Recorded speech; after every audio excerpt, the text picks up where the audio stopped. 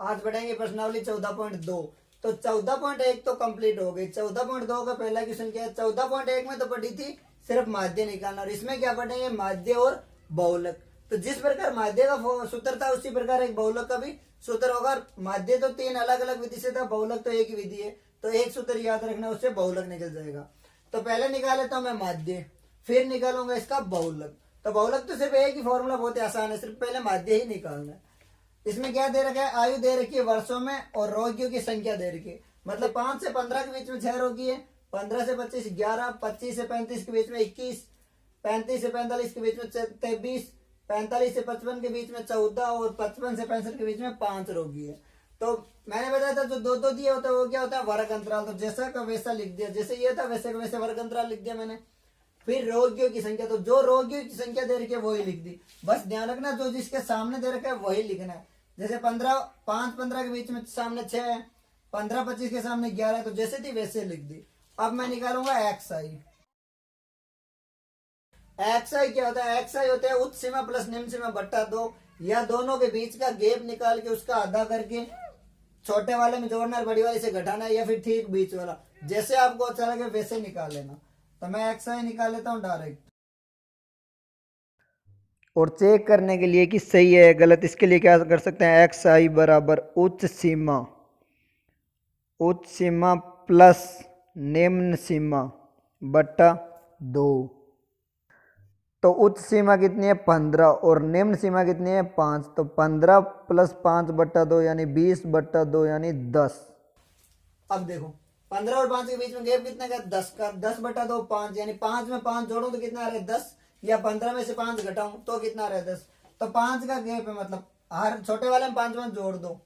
5 10 15, 15 और 10 सॉरी 15 और 5 20, इसी प्रकार 25 और 5 23, 35 और 5 40, 45 और 5 50, और 55 और 5 60। तो ये क्या आ गया? एक्स आई। अब मैं निकाल लेता हूँ डी, ताकि भाग आसान होगा। संख्या छोटी होगी तो भाग छोटा देना पड़ेगा। डी बराबर क्या होता है? एक्स आई माइनस ए। अब ए क्या? जो इसमें से किसी को ए मान लो, तो मैं बीच वाले को ए मानता हूँ ताकि ऊपर वाला हो जाएगा माइनस और नीचे वाला हो जाएगा प्लस। तो मैं ए बराबर मान लेता हूँ 30, यानी ए बराबर 30। डी बराबर एक्स आई माइनस ए, तो 10 माइनस 30 यानी माइनस का 20। ध्यान रखना यहाँ संख्या माइनस की 30 बड़ी है, चिन्ह हमेशा उसी संख्या का लगता है जो संख्या बड़ी हो। तो 10 माइनस 30 क्या होगा? माइनस का 20।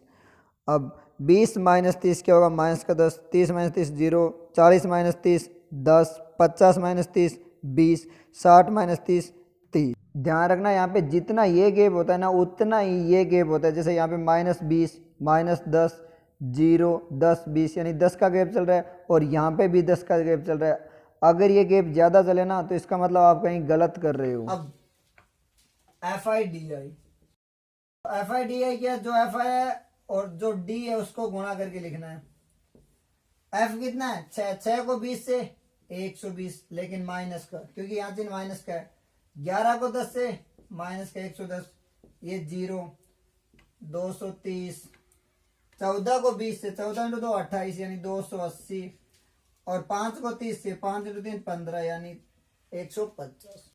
अब मैं इसका योग निकाल लेता हूँ। तो 6 और 11 17, 17 और 21 38, 38 और 3 41, 41 और 20 61, 61 और 4 65, 10 75, 75 और 5 80। अब इनका योग निकाल लेता हूँ, प्लस अलग और माइनस अलग। तो प्लस निकाल लेता हूँ पहले। 0 8 और 3 11, 11 और 5 16, असल 1 2 2 4 2 6, और माइनस के कितने आ रहे हैं? 0 2 1 3, 1 और 1 2, तो 0 3 4, ये आ गए 430। अब ये कौन सी है? कल्पित विधि। तो कल्पित विधि से माध्य क्या होता है? माध्य होता है माध्य एक्स बार बराबर A plus summation of F I D I बट्टा समेसन ऑफ एफ आई। तो यहाँ पे मैंने ए क्या माना था? 30। इसका मतलब ये संख्या क्या होगी? 30 के आसपास। लेकिन यहाँ पे क्या है? ये प्लस है, इसका मतलब 30 से बड़ी होगी। अगर माइनस होता तो 30 से कम होती। तो 430 बट्टा 80। अब 0 से 0, 43 में 8 का भाग दे लेता हूँ। 43 का 8 का 5 बार, क्योंकि 8 इंटू 5 के 40, पीछे क्या बचे? 3.30, 30 में 8 का भाग 3 बार, 8 इंटू 3 24, पीछे बचे 6, 60, 60 में 8 का भाग 7 बार, 7 56।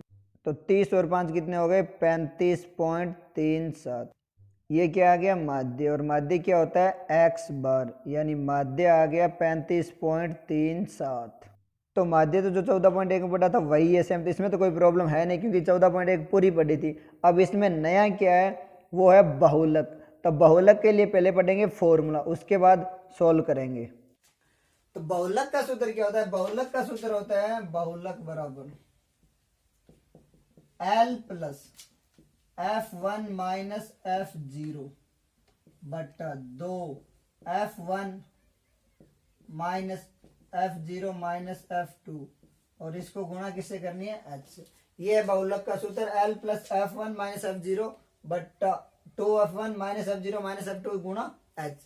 अब यहाँ पे L F1 F0 F2 और H है क्या। L क्या होता है बहुलक वर्ग की निम्न सीमा, बहुलक वर्ग की जो निम्न सीमा है ना वो। F क्या होता है बहुलक वर्ग की बारंबारता,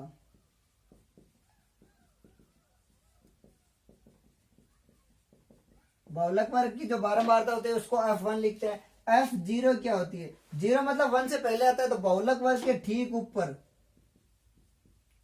जो बहुलक वर्ग होता है उससे ठीक ऊपर वाले की बारंबारता।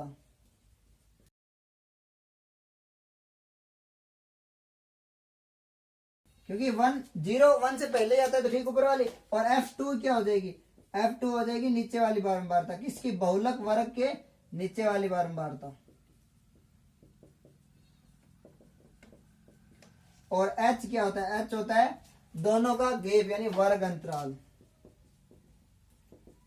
अब बहुलक वर्ग कौन सा होगा, मतलब ये तो दिया है, ये तो चलो ठीक है। बहुलक वर्ग कैसे पहचानेंगे, जिसकी बारंबारता सबसे अधिक होगी ना, बहुलक वर्ग जिसकी बारंबारता सबसे अधिक होगी।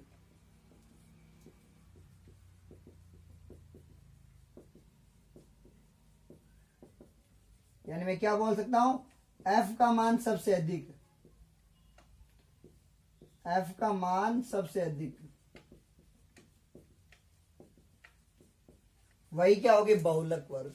तो वे फॉर्मूला देख लो, अब ये एक बार ही लिखाऊंगा, बाकी डायरेक्ट फॉर्मूला लिखेंगे अपन। बहुलक क्या होता है L plus F1 minus F0 बटा 2F1 minus F0 minus F2 गुणा H। वहां पे L क्या होता है बहुलक वर्ग की निम्न सीमा, जैसे इसमें F का मान सबसे ज्यादा क्या है 23, तो ये क्या होगा, ये होगा F1।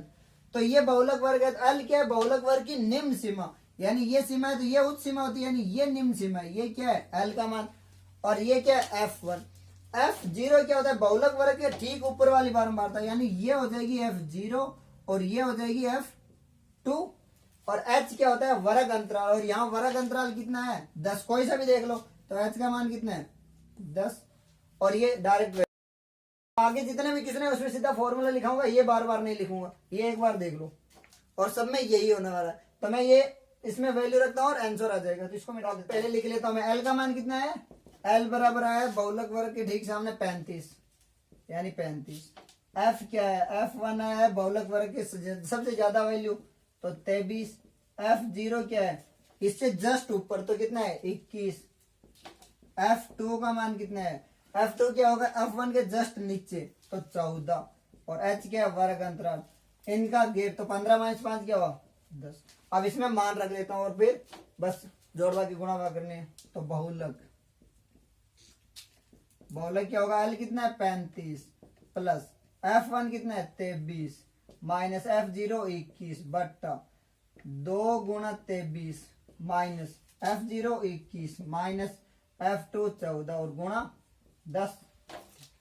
तो बहुलक कितना आएगा 35 प्लस 23 माइनस 21 2 बट्टा ये कितना हो गया 2 इंटू 23 46, तो 46 माइनस ये क्या हुआ 21 हो जाता 35 गुणा में 10, तो 35 प्लस 2 बट्टा ये इसको 20 कर दूं, 2 गुणा 10 20 हो गए, और 46 माइनस से होता क्या हुआ 11, 11 में 20 का भाग दे लेता हूं,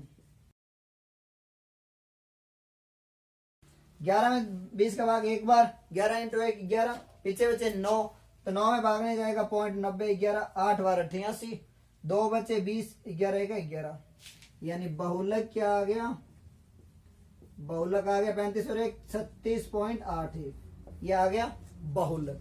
अब एक और चीज, बहुलक हमेशा क्या होगा, जो बहुलक वर्ग है ना उसके बीच में ही होगा। यानी बहुलक हमेशा क्या होगा, 35 और 45 के बीच में, इस क्वेश्चन के लिए। तो अगर जो बहुलक वर्ग है ना उसका वर्ग अंतराल उसमें के बीच में वैल्यू आ रही है तब तो आपका आंसर सही है, वरना आंसर गलत है।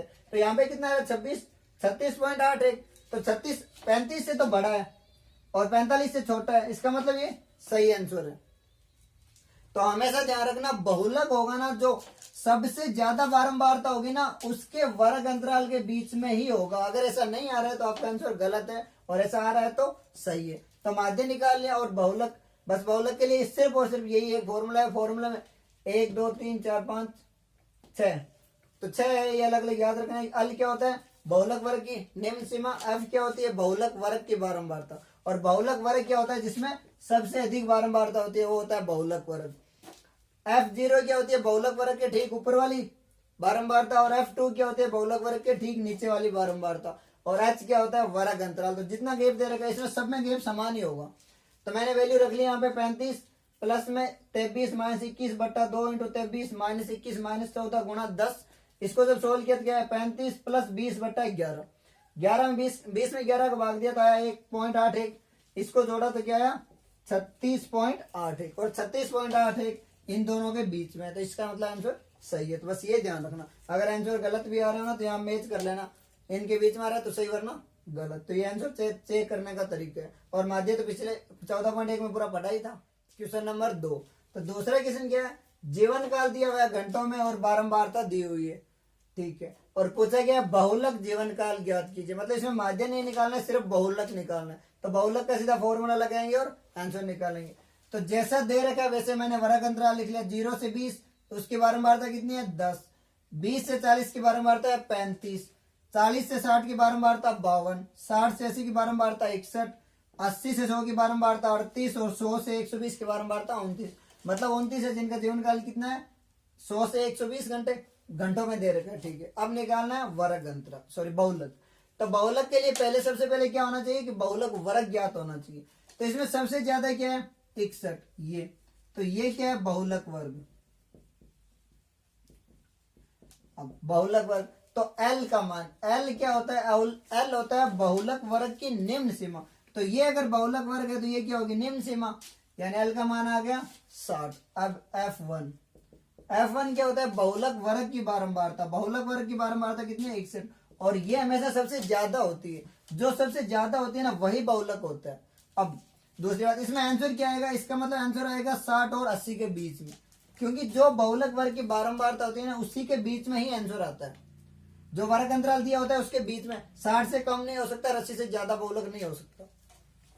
F2 क्या होती है बहुलक वर्ग के ठीक नीचे। तो बहुलक वर्ग के ठीक नीचे क्या है 38।